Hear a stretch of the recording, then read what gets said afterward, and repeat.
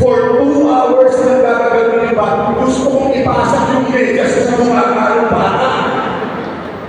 Nanggigigil ako. But then, you know what's my age then? I was 50. I had my realization at 40. Buti na lang single ako. I had my realization at 50. Buti na lang wala akong anak. Isa na lang hindi ko kinakain. Diyos niyo. Mas gusto ko 10. Aminin niyo. Di ba dito may anak 3? Isa lang problema kasi kung anak sakit pa sa ulo. Tama? Alam ka na naman itsura niyo. Di ba? Papalakihin mo ng maayos. Tapos may size magpo-boyfriend. Kadandi. Sa halip na mag-aral na mabuti, paano ko pinag-aatuban?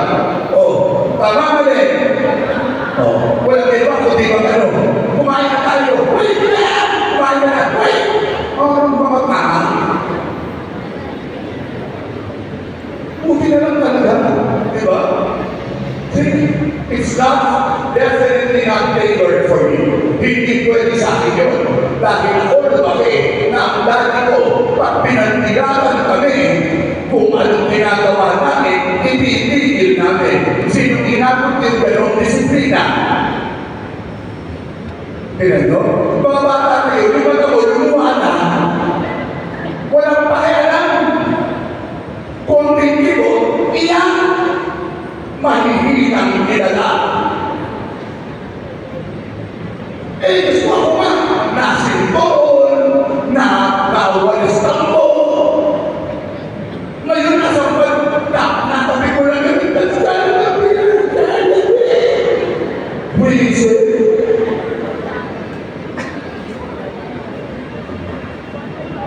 Kilala mo ang anak niyo sila. Mukha ang babae ng anak niyo, sana talaga. No, hindi ka mag-boyfriend ka pag mga 40 talaga. Yan, tama yan, may ganyan nagsisigba na hindi sa akin. Pag madaling araw, hindi ako nag-iisa. Nag-iikot ako. Isang araw, pagkakot sa likod, may dalawang kabataan ko, nagsiselfon si pare, ano na ginagawa? Nag-iihipan natin.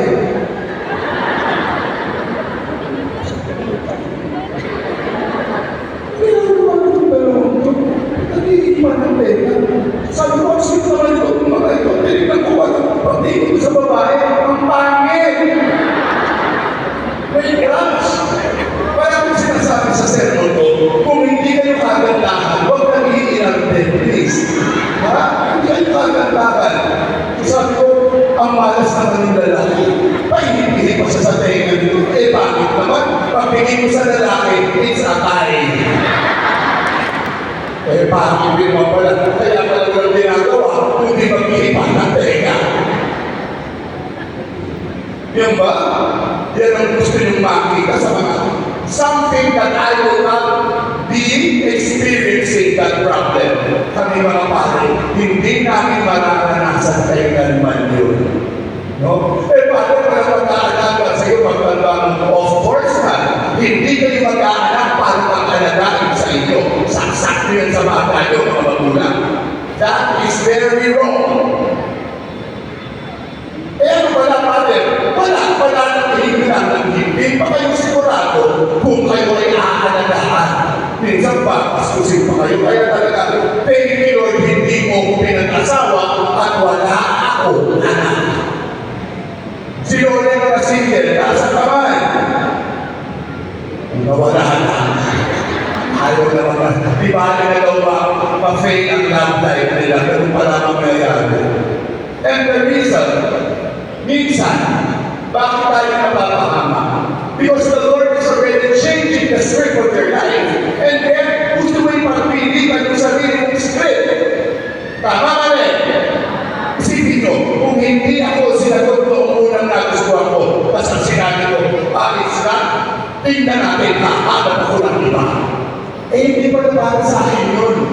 Sinira ko ang buhay ko, para nung minsan nagsasermon ako sa kukumpilan.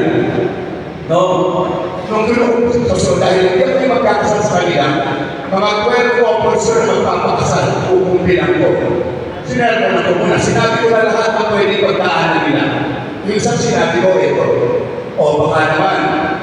mga babae. Kaya kayo magpapakasal, nahuli din yung jowa niyo na may iba. Tapos sasabi sa inyo, para patunayan mo sa iyo na ikaw ang mahal ko, ikaw ang pagkakasal ko. Huwag kang taha.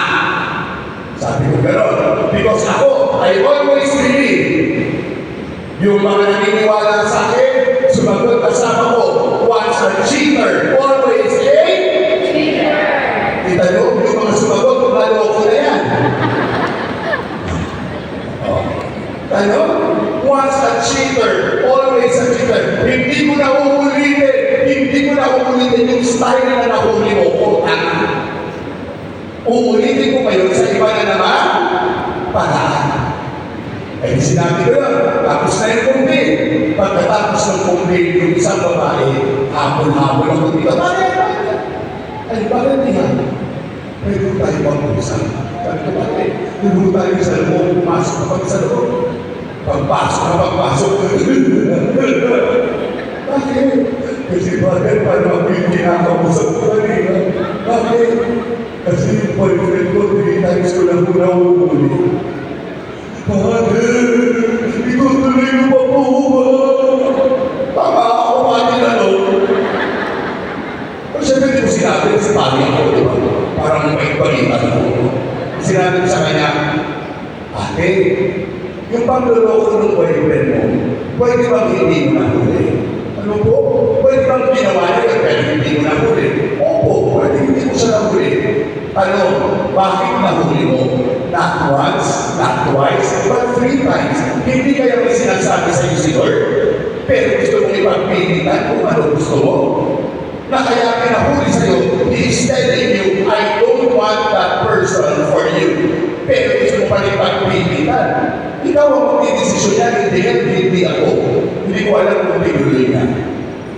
Pero ang daming galong tanga-tanga. Iba dyan, nagsisigba dito. Kahit pa may asawa na kayo,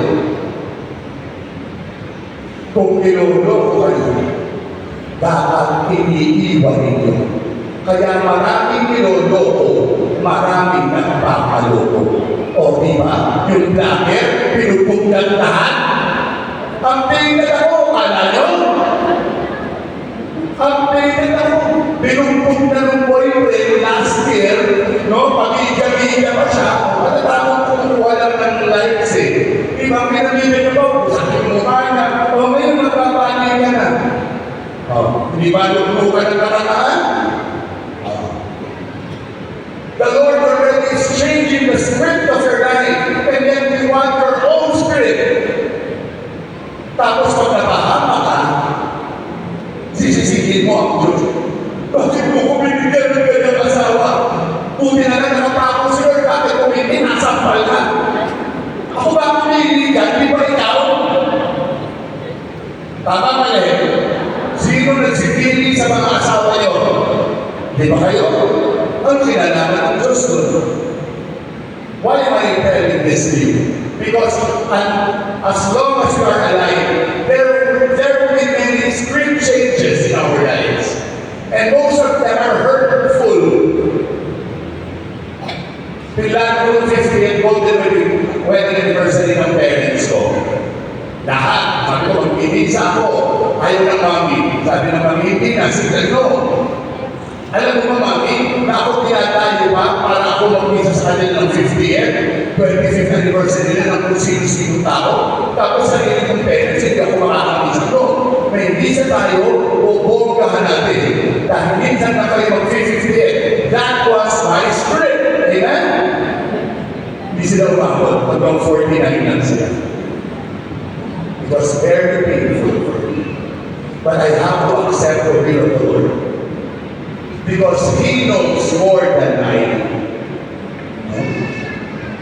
Kaya nga panghuli, ang ganda ng kanta sa Joseph the Dreamer. Sabi ko, you know better than I. Kung baka magsasalan ng kanta.